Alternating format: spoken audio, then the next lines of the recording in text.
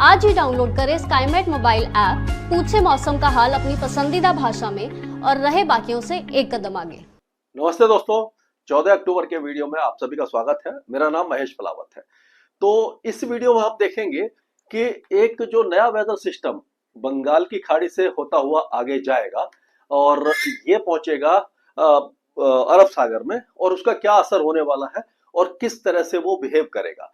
तो आपको मैं एक चीज बता दूं, याद दिलाऊं कि आपको याद होगा कि जो समुद्री तूफान ओखी था वो आया था 2017 में, और ये 28 नवंबर को यहाँ पर यानी कोमरिन एरिया के पास ये लो प्रेशर एरिया बना, वेलमार्क बना, और ये 29 तारीख को आते आते डिप्रेशन बना और इसने श्रीलंका के काफी ज्यादा हिस्से को तबाह किया, बहुत ज्यादा नुकसान पहुंचाया। उसके बाद ये केरल के काफी पास से निकला और केरल में इसने मूसलाधार बारिश दी और लैंडस्लाइड, मडस्लाइड हुई, बाढ़ जैसी स्थिति बनी। ये ओखी तूफान है। और उसके बाद ये लक्षद्वीप में इसने काफी ज्यादा नुकसान किया था, यानी कि एक साइक्लोन बन गया था ये ओखी, और उसने यानी 185 किलोमीटर तक की सीवियर साइक्लोन बन गया था। 185 किलोमीटर प्रति घंटा की रफ्तार से भी यहाँ पर हवाएं चलना शुरू हुई थी और ये इस तरह से आगे बढ़ा। लेकिन अच्छी बात ये थी, हालांकि यहाँ से काफी नुकसान श्रीलंका को, केरल को और लक्षद्वीप को पहुंचाया था लेकिन अच्छी बात ये थी कि ये रिच के साथ यहाँ पर ये इसने रिकर्व करना शुरू किया, यानी इस तरफ से चला गया और ये गुजरात के दक्षिण में जाकर के 6 दिसंबर को 2017 में वेलमार्क लो प्रेशर एरिया बनकर के ये कमजोर हो गया, यानी गुजरात या महाराष्ट्र के तट को इसने पार नहीं किया। तो ये ओखी तूफान था। लेकिन उसी की तर्ज पर एक नया वेदर सिस्टम बनने वाला है जिसके बारे में मैं आपको बताऊंगा। इस समय अगर हम देखें तो ये जो वेदर सिस्टम है इसके ऊपर अगर हम नजर डालते हैं तो ये एक एंटी साइक्लोन है, यहाँ पर पाकिस्तान के ऊपर, एक झारखंड के ऊपर है, एक ट्रफ बनी हुई है। तो ये जो एक तरह से वेदर सिस्टम बनेगा वो बन जाएगा आपका, इसको कह सकते हैं कि हम वो बनेगा आपका ये श्रीलंका के आसपास बन जाएगा, मतलब ये साउथ अंडमान सी में ही बनेगा और उसका जो असर होगा वो कई इलाकों पर दिखाई देगा। खास करके पहले तो ये श्रीलंका के आसपास ही इसका असर दिखाई देगा आपको। यहाँ पर ये आप कह सकते हो कि ये 18 तारीख के आसपास यहाँ पर लो प्रेशर एरिया बन जाएगा इस जगह पर, और ये श्रीलंका और केरल के आसपास 18, 19, 20 तारीख के आसपास केरल में भारी बारिश देता हुआ ये आगे की तरफ जाएगा। और उस तरह से हो सकता है कि ये डिप्रेशन बन जाए, डीप डिप्रेशन बन जाए या साइक्लोनिक स्टॉर्म बन जाए। तो अभी जो इसका रूट है वो ओमान और यमन की तरफ दिखाई दे रहा है, यानी कि इस तरह से आगे जाएगा। वेदर सिस्टम नीचे है और इसका असर जो है वो केरल के ऊपर काफी ज्यादा दिखाई देगा, दक्षिणी तमिलनाडु पर, लक्षद्वीप में भी भारी बारिश ये दे सकता है। ओखी का रूट है, लेकिन क्योंकि वो ओखी जो था वो रिज के साथ साथ, जो रिज होती है, जो एंटी साइक्लोन के साथ साथ जो रिज बनती है उसके साथ वो रिकर्व कर गया था, इस तरफ चला गया था। लेकिन अभी इसका इंडिकेशन दिखाई दे रहा है कि नॉर्थ वेस्ट इंडिया, मतलब नॉर्थ वेस्ट डायरेक्शन में जाएगा। और अभी कहना मुश्किल है क्योंकि अभी काफी ज्यादा दिन है। आज हम 14 तारीख पर हैं और ये 22-23 तारीख के आसपास इसका इम्पैक्ट जो है 21-22 तारीख को दिखाई देगा, यानी कि एक हफ्ता अभी बचा हुआ है। तो इसमें क्या चेंजेस आएंगे, किस तरह का वेदर रहेगा, उसके बारे में अभी से कहना मुश्किल है, लेकिन हम इसके ऊपर नजर रखे रहेंगे और आपको बताते रहेंगे। ये ओखी है, जो जो तूफान था, इसको कहते थे OKHI, ओखी। ये जो तूफान था ये इस तरह से गया था, लेकिन ये वाला जो तो है वो इस तरह से जा सकता है। तो अब हम चलते हैं इसका जो, ये देखिए यहाँ पर ये आप देखिए एक लो प्रेशर एरिया यहाँ बन रहा है, एक वेदर सिस्टम यहाँ बन रहा है। तो ये दोनों जो सिस्टम है यहाँ पर आकर मर्ज हो जाएंगे कोमरिन एरिया में जाकर के, और ये आगे आएंगे। तो ये 14 तारीख का है। 15 तारीख को आप देखिए कि और आगे आ गया। 16 तारीख को ये केवल आप देखिए श्रीलंका और इसके आसपास पहुंचा ये, और उसके बाद 17 तारीख को इसने देखो केरल और ये कर्नाटक के कई इलाकों में भारी तबाही देगा, और उसके बाद ये और आगे चला जाएगा। और उस समय जो ये 17 तारीख के आसपास दक्षिणी गुजरात में और दक्षिण पश्चिमी मध्य प्रदेश और मुंबई वगैरह में भी बारिश की गतिविधियां होंगी। वो क्यों होंगी? इसका जो पेरिफेरल क्लाउड होगा वो काफी ज्यादा दूर तक आपको दिखाई देगा। तो इसको मैं थोड़ा सा एक्सटेंड करके दिखा देता हूं जिससे कि आपको पता लगे। तो अगर ये यहाँ पर ये डिप्रेशन बनता है या डीप डिप्रेशन बनता है तो इस तरह से देखिए हवाएं जो है वो इस तरह से घूमेंगी, और ये जो हवा है यहाँ से बंगाल की खाड़ी से नमी लेकर के ये इस तरह से ट्रफ बनेगी, यहाँ पर थोड़ी सी बनेगी। तो ये जो इलाका है आपका, ये जो दिखाई दे रहा है ये यानी कि धार, खांडवा, खरगोन, बैतूल, होशंगाबाद यहाँ से लेकर के धुले, नंदुरबार, नासिक, मालेगांव, जलगांव, अहिल्यानगर और संभाजी नगर यहाँ से लेकर के आपका मुंबई, थाने, दहानू, अलीबाग और ये सूरत, वलसाड, नवसारी, डांग, पंचमहल, सूरत, ये आपका अमरेली, गिर सोमनाथ, ये जो पोरबंदर, इन सारे इलाकों में बारिश दे सकता है। बहुत ज्यादा बारिश नहीं होगी, लेकिन अभी जो इंडिकेशन है वो इसी तरह का ये दिखाई दे रहा है। ये 17 तारीख की बात है। इससे पहले अगर हम आज की बात करते हैं तो इसमें आप देखिए कि जो वेदर सिस्टम किस तरह से बने हुए हैं, इस पर नजर डालते हैं तो मैं इसके बारे में आपको थोड़ा बताने की कोशिश करूंगा। तो जो हवाएं हैं वो देखिए अभी भी ये इस तरह से आ रही है, तो यहाँ पर ये एंटी साइक्लोन बना हुआ है और इस तरह से ये हवा घूम रही है। तो ये एक एंटी साइक्लोन ये इसका झारखंड के ऊपर बना हुआ है, तो इसमें भी घड़ी की दिशा में हवाएं घूम रही है यहाँ से, ये देखिए। तो ये आ रही है हवा यहाँ से, और अगर इसको देखा जाए तो इसमें देखिए कि यहाँ से ये जो बंगाल की खाड़ी से नमी लेकर के ये नॉर्थ ईस्टर्ली विंड आ रही है, यानी उत्तर पूर्वी हवाएं जो है, जो नॉर्थ ईस्ट मानसून सेट होने के लिए जो इंडिकेशन है और जो एक तरह से कह सकते हैं कि जो कारक मौजूद है वो पूरी तरह से सही होते जा रहे हैं। तो ये नॉर्थ ईस्टर्ली विंड थोड़ा सा स्ट्रॉन्ग हो जाएगी, तो उड़ीसा के दक्षिण तट से लेकर के आंध्र प्रदेश और तमिलनाडु, ये तेलंगाना वगैरह और ये कर्नाटक, केरल, ये सारे मतलब दक्षिण भारत में बारिश की गतिविधियां बढ़ने वाली है। इस तरह का इंडिकेशन ये दिखाई दे रहा है। अगर हम उत्तर भारत की बात करते हैं तो आप देखिए पहाड़ों पर कोई भी वेदर एक्टिविटी नहीं है, पूरी तरह से साफ है, दूर दूर तक आगे तक अगर आप देखें तो इसके जैसे मैं 15 पे चलता हूँ, 16 पे चलता हूँ, 17 पे चलता हूँ, 17 तारीख तक भी आप दिखाई दे रहा होगा कि यहाँ पर कोई भी वेस्टर्न डिस्टर्बेंस नहीं है।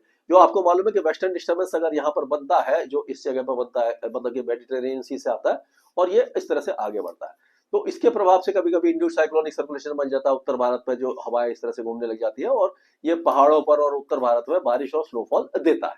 तो इस तरह का कोई भी इंडिकेशन अभी नहीं दिखाई दे रहा है। तो कुल मिलाकर कहा जा सकता है कि पहाड़ों सहित तो पंजाब, हरियाणा, दिल्ली, राजस्थान, गुजरात, मध्य प्रदेश, उत्तर प्रदेश, बिहार, झारखंड, पश्चिम बंगाल, ये सारे इलाके सूखे रहने वाले हैं। कोई भी वेदर एक्टिविटी नहीं है। पूर्वोत्तर राज्यों में हल्की बारिश होगी और उड़ीसा के कुछ इलाकों में भी बारिश की गतिविधियां हैं। ये छत्तीसगढ़ और ये झारखंड के कुछ इलाकों में गरज चमक हो सकती है, बारिश की संभावना कम दिखाई दे रही है। अब अगर हम 15 तारीख की बात करें तो 15 तारीख में आप देखेंगे कि जो दक्षिणी मध्य प्रदेश है वहां पर और ये छत्तीसगढ़ के दक्षिणी इलाकों में बहुत हल्की, दक्षिण पूर्वी मध्य प्रदेश में हो सकता है या विदर्भ, मराठवाड़ा, इन सारे इलाकों में बारिश की गतिविधियां बढ़ेंगी। और ये जो अगर 16 तारीख की बात करते हैं तो 16 तारीख को ये जो मुंबई वगैरह इन सारे इलाकों में और ये दक्षिणी ये जो आपका है मध्य प्रदेश है, यहाँ पर बारिश की गतिविधियां बढ़ने वाली है। तो अब अगर हम पहाड़ों से शुरू करें इसको, तो पहाड़ों से आप देखेंगे कि जम्मू कश्मीर, गिलगित बाल्टिस्तान, मुजफ्फराबाद और लद्दाख, ये सारे इलाके सूखे रहेंगे। यहाँ पर तेज धूप निकलेगी, दिन में सुहावना मौसम रहेगा, रात में टेम्परेचर गिरेंगे क्योंकि आसमान साफ रहेगा। हिमाचल प्रदेश की अगर बात करते हैं तो हिमाचल प्रदेश में भी कोई भी मौसमी गतिविधि नहीं है। इससे पहले आपने देखा होगा कि काफी ज्यादा तेज बारिश थी। अभी 2-4 दिन पहले तक आपने देखा होगा कि बहुत ज्यादा तेज बारिश की गतिविधियां यहाँ पर चल रही थी हिमाचल प्रदेश के ज्यादातर इलाकों में। मंडी, धर्मशाला, ये सारे इलाके बारिश देख रहे थे, लेकिन अब यहाँ पर बारिश आपको दीपावली तक दिखाई नहीं देने वाली है। उसके बाद अगर हम उत्तराखंड की बात करें तो उत्तराखंड में भी लैंडस्लाइड, मडस्लाइड इस बार बहुत हुआ, बादल फटे, बहुत ज्यादा नुकसान हुआ। धराली आपको याद होगा, उसी तरह से बाकी हिमाचल और ये जम्मू कश्मीर में भी हुआ, लेकिन अब यहाँ पर शांति है। कोई भी वेदर एक्टिविटी आपको दीपावली तक दिखाई नहीं देने वाली है। पंजाब में भी उत्तर पश्चिम दिशा से हवाएं चलेंगी और ये हवाएं जो है वो इसी डायरेक्शन में इस तरह से चलेंगी और ये जो पूरा आसमान साफ रहेगा। सुबह के समय हो सकता है थोड़ी धुंध आ जाए और जो टेम्परेचर है वो 17 से 19 डिग्री के बीच में मिनिमम रहेंगे और 29 से लेकर के 31 डिग्री के बीच में मैक्सिमम टेम्परेचर रह सकते हैं। वही हाल दिल्ली एनसीआर का है। दिल्ली में आपका हो सकता है कि 30 से लेकर के 32 डिग्री रहेगा और 19 से लेकर के 21 डिग्री मिनिमम टेम्परेचर रहेगा। और उसी तरह से हरियाणा के ज्यादातर इलाके जो है वो सूखे रहेंगे। कोई भी वेदर एक्टिविटी यहाँ पर आपको दिखाई नहीं देगी। अगर उत्तर प्रदेश की बात करते हैं तो उत्तर प्रदेश में भी आप देखेंगे कि कोई भी मौसमी गतिविधि आपको कहीं भी किसी भी तरीके की दिखाई नहीं देने वाली है। और यहाँ पर ऊपर ये शामली, मुजफ्फरनगर से लेकर के ये मऊ, गाजीपुर, बलिया, चंदौली, सोनभद्रा, ये झांसी, ललितपुर, ये सभी इलाके पूरी तरह से साफ रहेंगे, सूखे रहेंगे। तेज धूप निकलेगी, दिन में गर्मी रहेगी, सुबह और रात का मौसम थोड़ा सा सुहावना हो जाएगा, हल्की ठंड रहेगी। यानी कि दिन और रात के टेम्परेचर में थोड़ा सा वेरिएशन रहेगा। तो ये बीमारी का सबब होता है, क्योंकि जब टेम्परेचर ज्यादा बढ़ जाते हैं, दिन में थोड़ी सी गर्मी होती है, शाम होते होते मौसम ठंडा होने लगता है, लेकिन हम केयरलेस हो जाते हैं और फुल स्लीव्स की शर्ट वगैरह पहनना जरूरी है, क्योंकि उस समय मच्छर वगैरह भी आपको परेशान कर सकते हैं, नुकसान हो सकता है। तो अपने आप को कवर करके रखिए सुबह और शाम, जिससे कि आप बीमारी से बचे रहें। वही बिहार में कोई वेदर एक्टिविटी नहीं है, झारखंड में कोई वेदर एक्टिविटी नहीं है, पश्चिम बंगाल में भी मौसम पूरी तरह से साफ और शुष्क बना रहेगा। पूर्वोत्तर राज्यों में बहुत हल्की बारिश की गतिविधियां रहेंगी। अगर हम राजस्थान की बात करें तो राजस्थान में भी अभी तक कोई बारिश की गतिविधियां दीपावली तक दिखाई नहीं दे रही है। 35-36 डिग्री का आंकड़ा गर्मी के कारण जो तापमान छू रहे हैं। सीकर में सबसे कम टेम्परेचर 14 डिग्री दर्ज किया गया है। पूरे जो मैदानी इलाकों में सबसे कम जो तापमान था वो कल सीकर में 14 डिग्री दर्ज किया गया था। अब अगर हम मध्य प्रदेश की बात करते हैं तो मध्य प्रदेश में मैं मान के चलता हूं कि मतलब ये 16 तारीख से 2 दिनों के बाद ये जो बारिश की गतिविधियां हैं इन इलाकों में हो सकती है। बहुत ही एकदम नीचे नीचे वाले इलाके हैं। बालाघाट है, सियोनी, छिंदवाड़ा, बैतूल, हरदा, बुरहानपुर, खांडवा, अलीराजपुर और बरबनी, ये जो इलाके हैं यहाँ पर बारिश की गतिविधियां हमें दिखाई दे रही है 16-17 तारीख को। और हो सकता है कि फिर उसके आगे भी कुछ इलाकों में दिखाई दे जाए। उसी तरह से छत्तीसगढ़ में भी आप देखेंगे सुकमा, बीजापुर, दक्षिणी बस्तर और बस्तर नारायणपुर, इस इलाके में हल्की बारिश हो सकती है। अगर हम उड़ीसा की बात करते हैं तो उड़ीसा में बारिश की गतिविधियां नहीं दिखाई दे रही है, लेकिन जो दक्षिण तटीय उड़ीसा है यहाँ पर ये गंजम, गजपति, कोरापुट, मलकानगिरी, ये जो इलाके हैं यहाँ पर हल्की बारिश की गतिविधियां या मॉडरेट शावर्स हो सकता है।